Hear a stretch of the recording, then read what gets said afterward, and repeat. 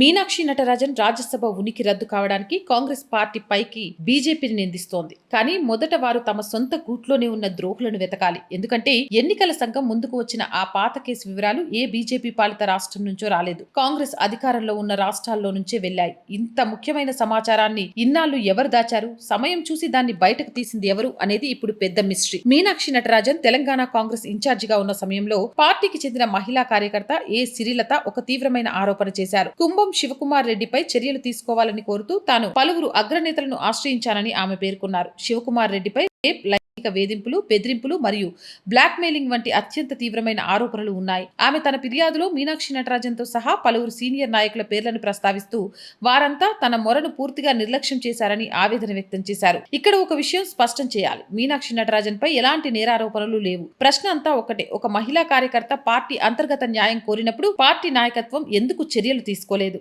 బయట వేదికలపై కాంగ్రెస్ పార్టీ మహిళల హక్కులు, నారీశక్తి, జెండర్ జస్టిస్ గురించి గొప్పగా మాట్లాడుతుంది. కానీ పార్టీ లోపలే ఇలాంటి ఆరోపణలు వస్తే బాధితురాలి మాటను ఎందుకు వినలేదనేది ప్రశ్నలు వినిపిస్తున్నాయి.